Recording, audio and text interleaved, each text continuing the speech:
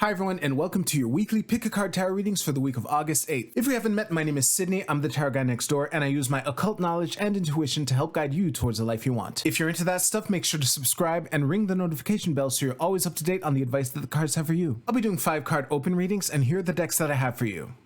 We have the classic Rider-Waite-Smith with Lapis Lazuli, the Tarot de Marseille with Dangling Jade, and the borderless Rider-Waite-Smith with Amethyst.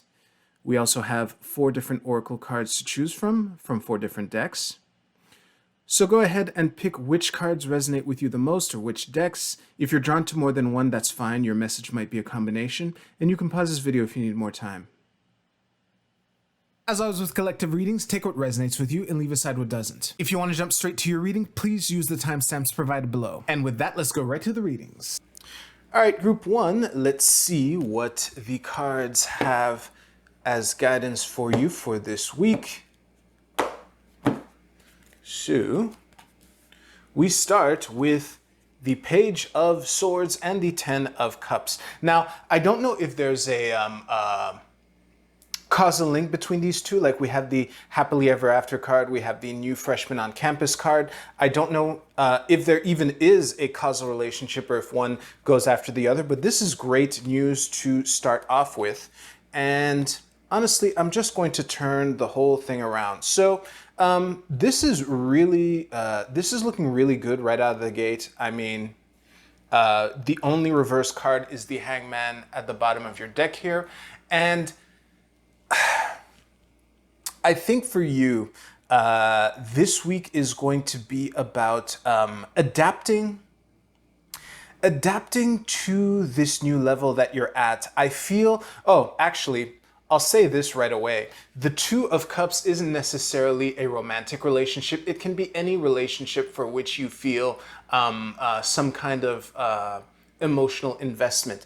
2s in general are about choices, and Cups is the realm of emotions. So I'm not sure, this being a general reading, I think that there is it's kind of like a new normal that I'm seeing stabilizing here. Now, I'm not sure yet what the Hangman reverse has to say, but the fact that he's the only reverse card in the reading is a good sign. Just as a reminder, the way I use the bottom of the deck, so these cards are bricks and the bottom of the deck is the mortar. So it is the only major arcana card, and it is the only reverse card. So there's like trouble in paradise, so to speak. And that is what I'm having trouble making sense of at the moment. Give me a second here. I think despite the overall very positive and optimistic vibe that this reading is giving, I think that the warning that's inherent here, and it's coming up both in the 4 of Coins, the 6 of Cups, and the Hangman reverse, which is to be mindful that whatever new level that you are reaching, whatever new way of understanding, which also comes through with the Hangman, whatever new level or new way of understanding that you are at, to be sure to leave old ways of thinking behind. And you know, I called the 6 of Cups the nostalgia card, but overall, I think that this is looking like a very emotionally packed week for you. And I think that it is time, I think this week is going to be a good time for you to realize that there is a new way in which your ways of looking at and seeing the world make sense in a different way, and I can see a shift in that way of perceiving happening. So honestly, the only warning that I would give you is to make sure to leave thought patterns that don't serve you anymore in the past where they belong, and to not hold on too tightly for them. But all in all, and I'm realizing right now, all of these are even cards. So there's a lot of very stable energy. Even the Hangman is trump number 12.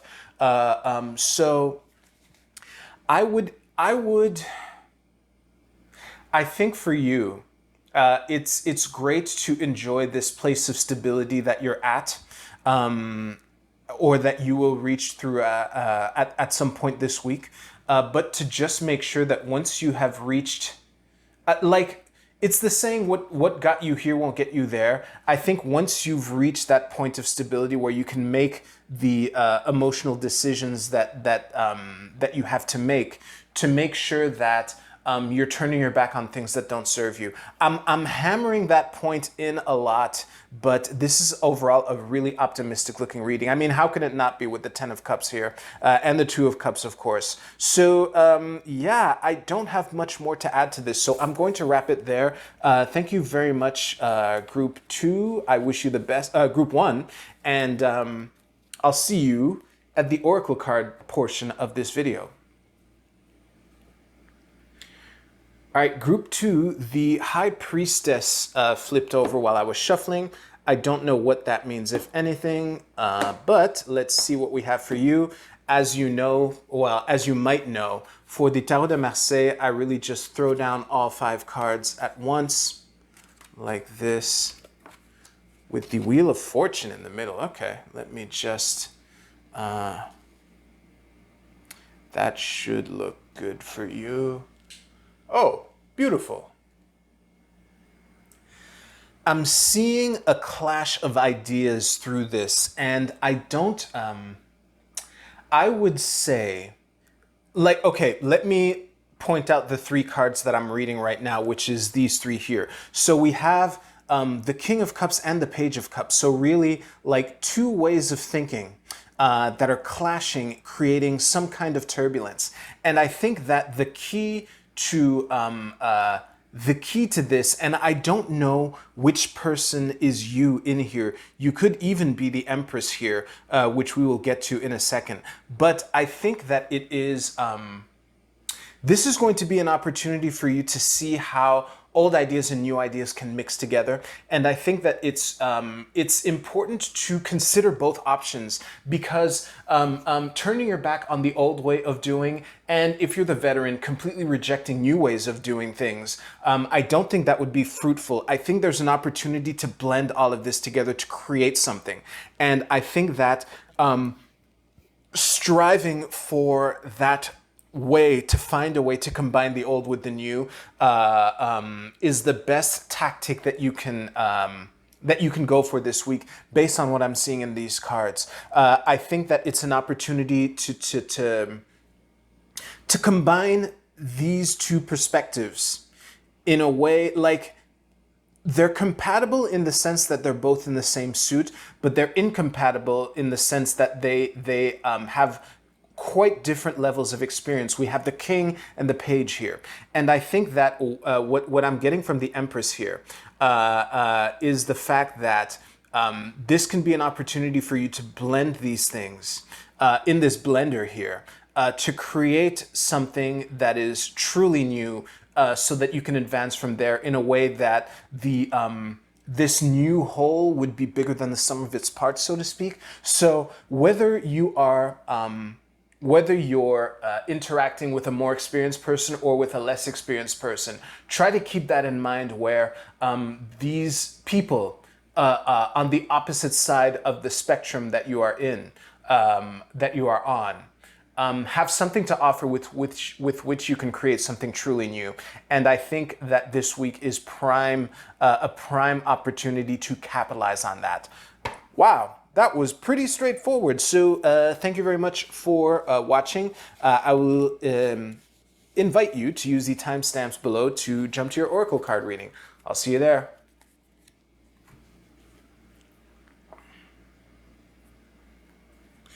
All right, Group 3, the Queen of Coins reversed flipped over while I was shuffling. I don't know what that means, but we'll see what happens. So we are opening with the Star reversed and the Hangman. Off the bat, there's nothing glaring that's coming to me. So there's, the funny thing is, if the Hangman was also reversed, it would kind of be more straightforward what these 2 cards are saying, but it's not. So I'm just going to throw down the entire reading here and see what we have. Let me see.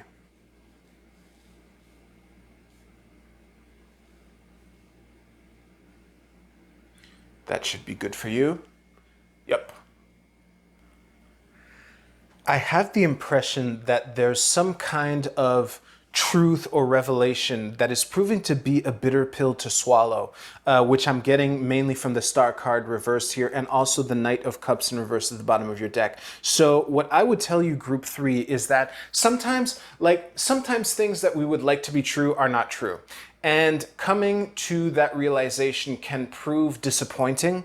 I'm making this reading sound a lot more negative than it actually is, but I think that that might be the perspective from which you're looking at whatever this Hangman reverse represents for you. This new perspective, or surrendering to a bigger, something bigger than yourself, you know? And I think that for you, the key to moving forward from this is that even though how can I say this? Even though the truth bomb, so to speak, might prove a disappointment, there is an opportunity for you to take it and create something with it, which I'm getting from the Empress card. So what I would tell you, group three, is that, man, I can understand how difficult it can be to accept terms that are not pleasant to you and to work with them anyway. But I think that your hesitation to take the leap and move forward from this new perspective might not be your best friend right now. I think that for you, I would invite you to figure out how to accept this cup that's being offered to you in the form of whatever lesson that the Hangman reversed, the Hangman has to say, and to move forward with it anyway and feel how you can work with this perspective, so to speak. Because here's the thing: you have four major arcana cards surrounding this pip here, so I can understand the frustration and stubbornness that comes with having a truth that isn't sitting right with you, which again, I'm getting with these two cards here. But I think that what the Fool reverse is saying is that figuring out how to take the leap with this information or with this perspective, or as a cog in this bigger machine, so to speak, would be the best way to move forward for you. I'm suddenly tempted to pull an advice card. And we have the Nine of Coins reverse. So I'm reading this as the shadow aspect of the Nine of Coins. The Nine of Coins is a card of independence and abundance, so to speak. And I think that this might even involve this notion of, hey, I'm the shit. I've been rocking it so far, and now all of a sudden something happens that kind of cramps your style, so to speak. I would take this Nine of Coins reversed as confirmation of what this Knight of Cups and the Star reversed have been saying this whole reading, which is it's okay to feel like you're hot stuff, but I would invite you to use the confidence that you have in your way of looking at the world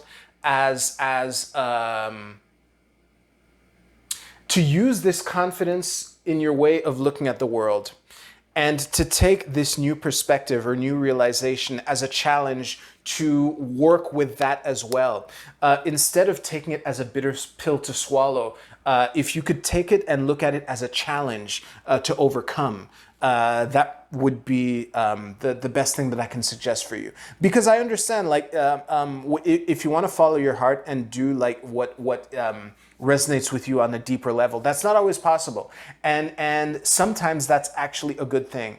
And the sooner that you can start moving forward from where you are right now, the better you can accept the opportunities that are being offered to you and to see the opportunity that's being offered to you and create something phenomenal with it. All you have to do is take the leap. Boom, that was a mic drop. So thank you very much for that group 3. I will invite you to stay tuned for your Oracle card readings, which are coming up right now. All right, let's get this started here.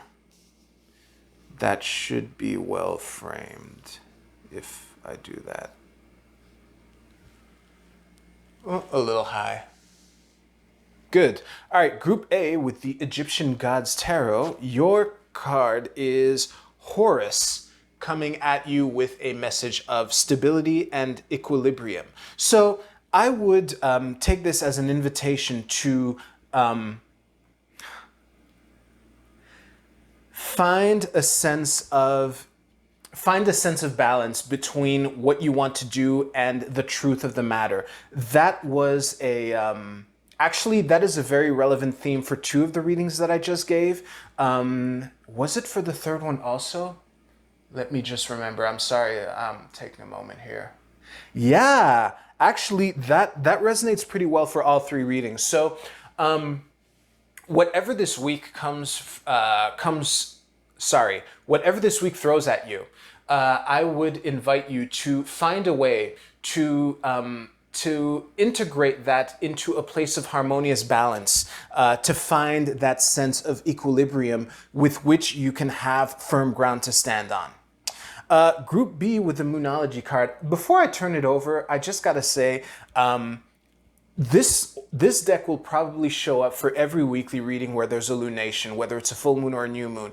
If this card is, like, I'm gonna keep doing this until at least the lunation that will be happening that week ends up in the card. So if this is full moon in Aquarius, I will have had it on my first shot, but let's see what we have. It is the cardinal moon. Be bold and make the first move. So let me just show you this beautiful card here. I think that this is a pretty clear invitation, especially given the readings that I just gave, that no matter what hesitation you're feeling, I think that this is a clear, you're being called out straight up, that whatever hesitation that you feel or uncertainty that you feel for this week, it is not an excuse to stall. So stop stalling and start taking steps towards what you want to do. It's really that simple. Group C with the Star Codes Astro Oracle, your card is Mercury with messages. So I think this is, given the readings that I just gave, I think the best meaning for this is to keep your ear on the ground and to be receptive for signs, and that sign, the sign, so to speak, because I know, like, given the fact that this is like a tarot video, it's very tempting to interpret the word signs as, like, you know, a bird flying across your window at just the right time when you were thinking about a thing. And it could totally be that, and I invite you to pay attention to those things. But it could also be as glaring as, you know, getting an email from a coworker that says straight up, you know, what's what, you know. I think that to be open to the messages that you are receiving and to try to not twist them into what you would like them to be. Again, I think that last part, it's especially relevant for one of the readings I gave, but it is relevant for all 3. So, you know, be mindful, be attentive, be open, be receptive, and pay attention to the messages that you get. And it could also be an invitation to speak your heart, you know, vulnerably. Group D with the Tao Oracle. For the second week in a row, we have difficulty in the beginning. This is I Ching hexagram number 3. And the keywords are growing pains, doubts and fears, awkwardness, becoming stronger, vulnerability, and inexperience. I'm 99% sure I also pulled this card last week. I'm a very thorough shuffler, but clearly this is... It's an invitation to be kind to yourself. Like whatever new level or new reality or new position that you're in that you need to operate from for this week, it is not realistic to expect to perform like a 30-year veteran who's been doing this for 30 years when you're starting out or when you're working with something that is new to you. And to just be patient with yourself and to be kind. Let me just see if there were any particular words here. Yeah, I was mainly focusing on growing pains, becoming stronger, and inexperience. Again, if you're just cracking your way out of the shell, that in itself is a process that will give you the strength that you can grow into the person that you need to become to take on the challenges that you will have to take on. Thank you so much for watching. If your reading resonated with you, please let me know in the comments below. Thanks again for watching. I hope you have yourself a great week. You take care. I'll see you soon.